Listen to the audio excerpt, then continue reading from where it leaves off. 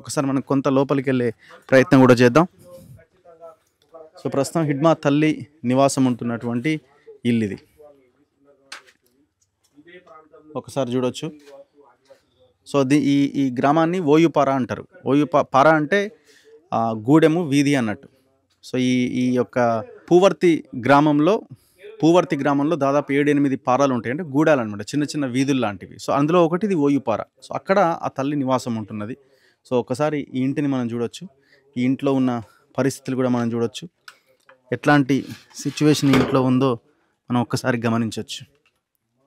కనీసం చూడండి, ఇంత చలికి వణుకుతూ ఇట్లాంటి గుడిసెల్లో చుట్టూ ఏమాత్రం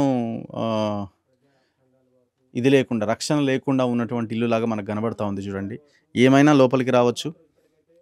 చలి గాలులు కూడా లోపలికి రావడానికి ఏ రకంగా ఓపెన్గా ఉందో కూడా మనం చూడొచ్చు. ఈ ఇంట్లోనే పాపం ఆమె నివాసం ఉంటున్నది. ఆ తల్లి ఈ ఇంట్లోనే నివాసం ఉంటున్నది. మరి పొద్దున ఏం వండుకున్నదో ఏం తిన్నదో పాపం ఒకసారి చూడండి.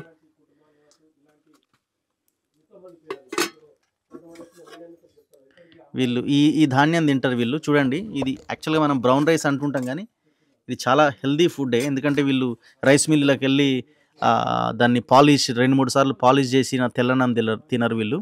సో పండించిన వరి ధాన్యాన్ని వాళ్ళు అక్కడే మొత్తం అంతా కూడా వాళ్ళు మాన్యువల్గా, అంటే చేయితోనే చేస్తారనమాట. అంటే చేయితోనే ఆ బియ్యాన్ని తీస్తారు, ఎలాంటి పాలిష్ లేకుండా. సో అన్నము ఆమె ఏదో కూర రసం లాంటిది ఏదో చేసుకున్నది.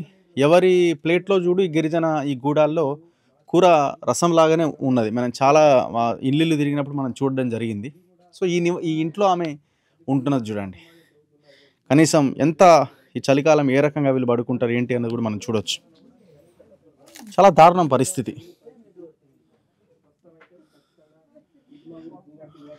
ఒకసారి బయటకు వెళ్దాం. సో ఆమెతో కూడా మనం మాట్లాడించే ప్రయత్నం చేద్దాం, హిడ్మా తల్లితో.